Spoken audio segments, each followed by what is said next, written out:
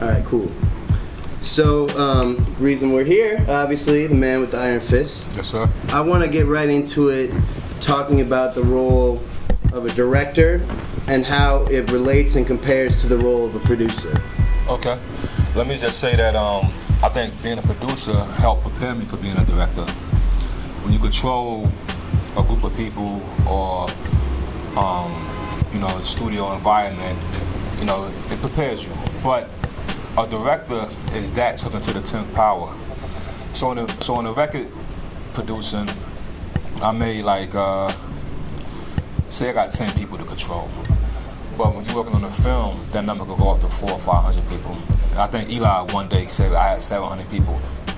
He said, you got, I was like, man.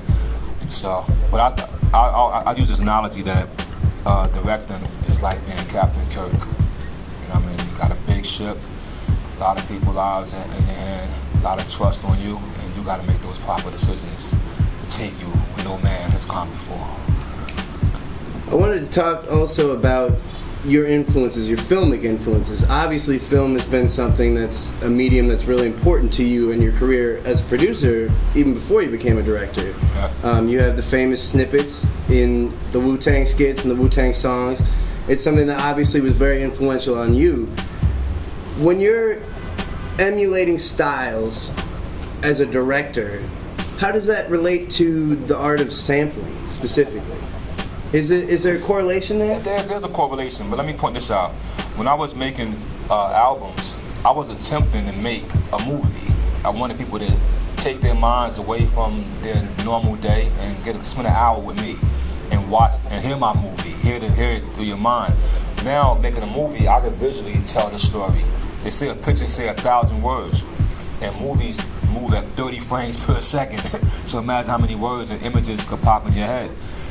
This is why you can watch a movie and you may get your own meaning to it because of the picture that it resonates. But now, as far as the sampling part of it, yeah, I've learned something, right? I learned this actually while I'm making a movie. One day, my producer Mark Abraham gave me one of his movies called Flash of Genius, right? And in this movie, it's about the man who made the windshield wiper. And he went to court against Ford Motor Corporation and all this stuff, and they said that Ford invented it, right? Because of, Ford makes cars. Nobody could argue that. And he used the argument to win his case. He went and got a book, and he started reading from Charles Dickens. And as he read the lines, it was like, well, what this all mean? He said, okay, these words been in existence forever. But the way Charles Dickens put it together, he made this book, and this book is unique to him. So it's the same thing I would say with film and music sometimes. Those same 12 notes of music has been around forever, but we manipulate them and change them how we want, whether it's sampling them or playing them on our keyboard. And with film, stories, some of these stories can relate to King David, they can relate to Hercules. Stories are around forever, but it's how a director is able to take his knowledge of things and tell something new and unique. I'm saying now this film will probably inspire others, you know what I mean? But so it is a similarity, but the trick of the magic is being able to create something new from what already exists. One thing I wanted to ask specifically is kind of the systems and the communities and the structures in the film world seem to be very different than the music world. For instance, when you see a director that is doing a famous shot or emulating a famous shot in a way that would be similar to sampling or kind of exactly what you were talking about, why is that something that it's not legally contentious, whereas in music it's something that people get very upset about? Well, I think in music it's over exaggerated. I think this has been a business developed upon getting sampling. That's a business, So and I think in film you can't really identify it like that, like in music as they attempt to identify it. I argue that because I would think if you take a song, if you listen to the songs in the '60s, or you listen to Motown song, the bass line, whether it's a Motown, whether it's blues, whether it's rock, you still hearing the same thing over and over, just being changed around a little bit by the performer. So for us to start like pointing out like who stole what, I think that's actually a misservice to music itself. But it's a business. But in film, it ain't that. It's never taken the same because every setup and every environment is its own. So even if I say to myself, I'm gonna do a Jim Jarmusch shot, which I did, because Jim Jarmusch, even though it's in Ghost Dog, he'll leave the camera on the character, and you'll be watching the character till you go into your own imagination because he keeps the shot going so long. Whereas Quentin will put it on the character, but have the dialogue so strong that you'll be entertained by the words. My idea was put it on the character, you know what I mean, and have things in the screen move. So now so even though it's focused on him, like when you see my trailer, when the fire comes up, that's the same shot on that guy, but when the fire comes up, it hits your eyes and your senses a different way. Now, am I stealing shots? No, because my DP, my smoke, my setting, and everything is 100% different than theirs. You know what I mean? One thing about film is that there's still basically 6 major angles. Same thing in music. There's basically, you know, the Western scale is 7 main notes. So, you know, I think it's okay to be inspired. You know what I mean? I think one person wrote that everybody's inspired by somebody. You know what I'm saying? Even Adam, the first man, is inspired by the image of God himself. Of course, it's not. I wanted to go back to something you said about having a cinematic experience, especially in your early music. Do you think that the way that music is consumed nowadays makes it harder to have that connection with the listener? And is that something that interests you moving into the medium of film? Because it's something that even now we're still trained to consume films in that kind of setting where we're devoting at least 90 minutes to somebody's vision.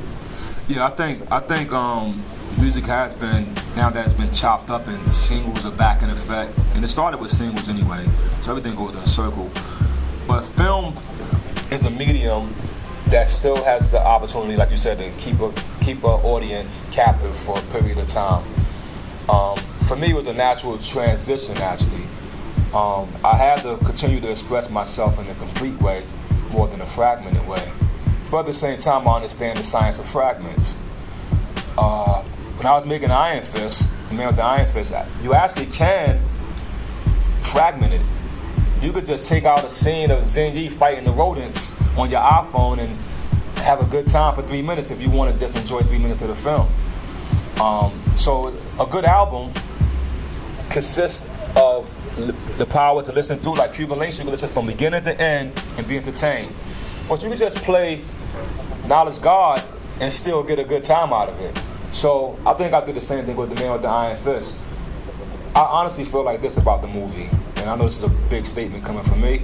I feel like this is like Into the 36 Chambers in a film way. And I feel like the same way that I was able to come into the music industry and come with a whole new vibe and change and inspiration that they say birthed a generation of us, I think this film would do the same thing. It's something about it as I watch it, you know what I mean? And it's the same thing happened when I would listen to 36 Chambers. I would play it to myself and enjoy it.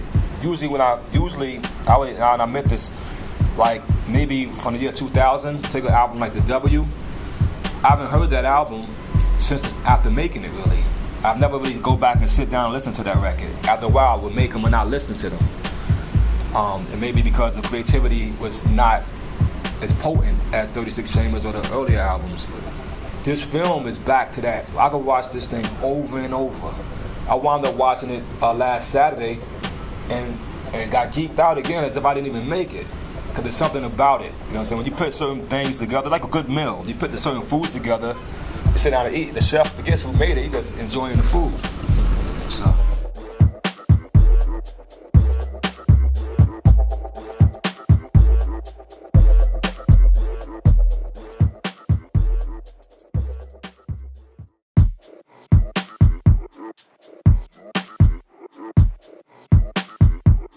I wanted to also touch on the soundtrack. I know you have Kanye West on there, and obviously you kind of started to cut your teeth and interact with these film guys doing soundtracks for movies. You did Kill Bill. Yep. how important was it for you to assemble the right mix of artists, the right mix of sounds for the film soundtrack? And what role does the film soundtrack play in the movie? And why did you elect not to have it all be your own material? Well, I strive to make all my soundtracks a collaboration of artists. You know, I mean, listen to Afro Samurai, I went and got Big Daddy Kane for part 1. For part 2, I went and got Cool G Rap. We had Q-Tip, then we had Talib. So I think like that. I think about incorporating great artists into my work, because to me the artist is an instrument. But for The Man with the Iron Fist, the soundtrack actually goes hand in hand with the film. When you get a chance to hear it, if you hear the soundtrack before the film, you'll get a taste of the film. You know what I mean? Then when you watch the film, you'll get a taste of the soundtrack. In the old days, when they made movie scores, they were synonymous. You know, Shaft, the Shaft theme. When you hear it, you know it's Shaft. You know, if you saw the movie, you may picture this guy running down the street. And Superfly, when you hear Curtis Mayfield saying Superfly, you get that car, you get this dude here, Ryan O'Neal's cool hair, and so the film is the same way, and the soundtrack is really, I did the same thing. I try to make it more traditional and more captivating so as they share with each other. I'll give you one more reference. I started this trend when I did Ghost Dog. On the Ghost Dog soundtrack, you notice I took all of Forrest Whitaker's quotes and used them as the skits so that it could tie in to the movie. And also so that the listener who may not see the movie could still get the potency of what the movie was offering us. You know what I mean? So that's something I'm conscious of doing, and I just strive to do that. While you were working on these film projects, was Man with the Iron Fist something that you had a vision of, that you were working toward until you were ready? Or was it something that kind of spontaneously came to you and you decided, you know what, I'm ready to do this. I think I know how I can make this happen. No, the first script I had I had a couple of scripts in my head. One I lost, actually, I mentioned this one because I watched somebody find it. It's called Lords of Light. And I think that was actually a masterpiece because it took me over a year to write it. Then there was a second one called A Hard Way to Live, which I still got. But I wasn't ready to be a director yet. I thought I was, you know what I mean? And that's why I did the Bobby Digital film and stuff like that. But Man with the Iron Fist was halfway in. The first idea for Man with the Iron Fist probably came around 2005, 2006. You know what I mean? When the idea first came to me. And I just wrote it. You know what I mean? I was advised to write, and I took that advice seriously. And from taking that advice seriously, I was able to write 90 pages. And then I was able to tell my story to somebody else, Eli Roth, and he was able to come on board with me. And Eli took this script from 90 pages to 130 pages. And also readable so that any executive who would read it could appreciate what I'm trying to do. I wanted to talk, earlier you mentioned how maybe the most drastic difference between your role as a producer and your role as a director was the size of the people that you're in charge with and kind of the people that you're conducting and in charge of. Is it something that you had to really adjust to pacing-wise as well, where if it was an album issue or some idea popped into your head, that was something that you could just go bang out on the keyboard or handle yourself? Was there any frustration or kind of just a learning curve where something would pop in your head and you weren't immediately able to take care of everything because you have to, have the DP looped in, you have to have all these people on the same wavelength? Yeah, there was situations like that happened, but the most important thing I'll share with the people out there and share what I learned from making a film is preparation. Whereas music can be spontaneous, but making a film takes preparation. And so after 12 to 14 weeks of preparation, when something did pop up that seemed to be spontaneous, it wasn't actually spontaneous. We had actually thought about it 6 weeks ago, and we had worked on a solution or potential solution. So when you see Jackknife, his knife comes on screen and it does certain things, we had already prepared for what it could do, how it's going to feel. And one thing we didn't prepare for was the weight of it, right? We didn't balance it the way a gun should be balanced. Now, Russell Crowe was a great actor. He likes to live with his weapon. He had a weapon called the Hand of God that he used in one of his movies. And he told me that, yo, I had that thing with me for months, and I would, so when he does the twirl, he could do the twirl because it's balanced. When he came on the set for Iron Fist, and I gave him his weapon, he tried to do the twirl, and he's like, Bobby, this thing is not balanced. I said, well, it's not a gun, bro. You know what I mean? Mm-hmm. And so we had to figure a way to make it work for him. But we already had a plan, which was, well, we had 4 of them made. One that was heavier, one that would just be the wooden one, a rubber one, you know what I mean, a plastic one, and a metal one. So we was prepared for things that would come up. And that's the main key about making a movie, is preparation. With your relationship dynamics in regard to directing the actors and your experience as a producer directing artists, musicians, what is the difference in attitude and what's the difference in how you have to approach them and kind of facilitate their persona and, you know, some of their quirks? Like you said, yeah. Russell has some, he wants to live with his weapon, you know, right. Not everybody... I know exactly what you're asking. I mean, even with him, in China, you're not allowed to hold the props after the scene. I mean, you can, but it's not natural. As soon as you finish the scene, I could go like this. Cut. Turn my head, and it'd be gone. And that happened to him 10 times. He's like, Bobby, where's my weapon? I need to keep it on me. And I would tell the guy, look, let him hold it. Let him hold it. You know what I mean? And they let him hold it today. The next day, they do it again. And I kept having to correct them. But for me, from working with Wu-Tang Clan, which is 9 distinct individuals with personalities, I kind of think I've picked up a niche for dealing with personalities. So when I got up to a problem with him or with Rick Yoon or with Dave Bautista, you know, for Dave, you know, he had to keep his shirt off in the freezing cold to do his scene. And I mean, he's from Miami. And yet, he was like, yo, and I was like, look, bro, well, we was gonna point the heat jets at you, you know what I mean? But until I say action, you know what I mean? And I dealt with a lot of personalities. I actually felt that this cast was like my new Wu-Tang Clan, honestly, you know what I mean? And we talked about that sometime at lunch. I was like, y'all like my new Wu, because I got all you different men, and nobody here was no scrub. Lucy Liu is not a scrub. She's a top actress. Dave Bautista, top of his field. Kung Lee, top of his field. Russell Crowe, one of the greatest actors alive. Vic Yoon, top Asian actor out there, you know what I mean? Gordon Liu, all these different people were special. But I've dealt with special men before, and so it helped me, you know what I mean? I think the synergy of that energy came together and we came with a classic film. Last question. What is it about the Kung Fu mythology, if you will, that interests you as a narrative structure to tell your visions, either musically or filmically? Well, Kung Fu is energy in motion. And energy always must be in motion, because if it's still, time is not being made. I think Kung Fu is the way I think. You know what I mean? I don't actually get up every morning and throw punches and kicks, but I think like a martial artist.